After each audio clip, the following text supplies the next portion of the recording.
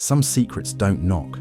They kick down the door and sit on your couch, smiling. The sun had barely risen when Tobias stormed into our small apartment on Temple Street, his shirt soaked with sweat, his chest rising like a man escaping a nightmare. Tobias was my father, a man not easily shaken. But that morning, his eyes held a tremor I had never seen. I was only 10, old enough to notice the change, too young to understand it. He didn't sit. He didn't breathe.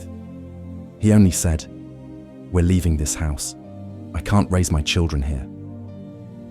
We lived in a cramped one-room apartment, shared bathroom, flickering light bulbs, and the scent of kerosene in the air. Yet my parents were kind, generous to a fault. They treated neighbors like blood. Strangers became regulars, and among the most welcomed were 6 young men.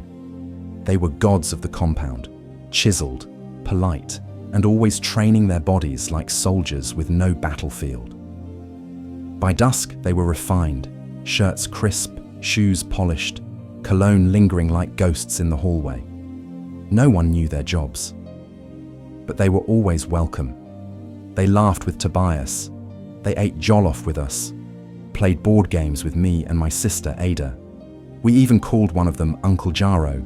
But after Tobias returned from a mysterious trip to the airport, everything changed. He declared, no more visitors, not even them. He locked the house with 3 padlocks, one for the front door, one for our bedroom, and a final one for a tall iron cupboard he never opened in front of us. No explanation, no room for questions. And then, one humid afternoon, I returned from hawking Kokoyam, and the locks were gone. The front door was ajar. Inside, all 6 of them lounging like they never left, cheering for Nigeria as if nothing had happened. I froze.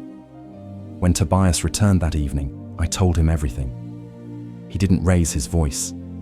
He stepped outside with them. We didn't hear what was said, just the stillness of tension. When they returned, they were different. Cold. No more laughter. No more warmth. They left after the match, and 2 days later, we vanished into the night with nothing but a small pickup van and heavy silence.